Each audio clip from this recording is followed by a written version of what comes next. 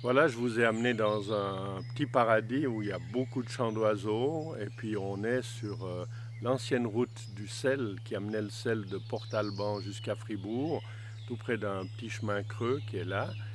Et puis c'est ma forêt qui a été regroupée juste avant l'Otard et qui a été massacrée par cet ouragan.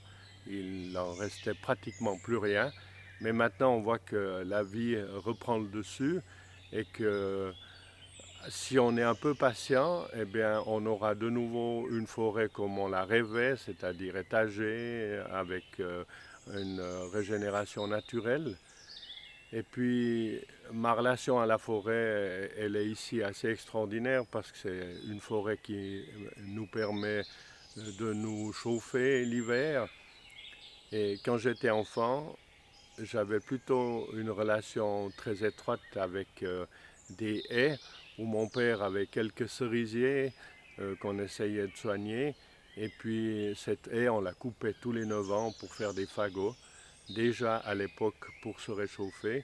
Et c'était un vrai plaisir de faire ça avec mon oncle, avec mon père. Et cette relation, elle est toujours aussi forte aujourd'hui, même si les moyens ont changé et si l'Otard est passé par là. Puis cette forêt, elle a des ressources aussi étonnantes. Il me souvient qu'en 2003, pendant la canicule, la forêt du Belmont qu'on voit ici là derrière, qui est une forêt domaniale, avait servi de refuge à beaucoup de personnes âgées qui venaient respirer normalement pendant cet été très chaud. Et je crois que ça avait beaucoup rapproché aussi la population de la forêt et montré un de ses multiples rôles.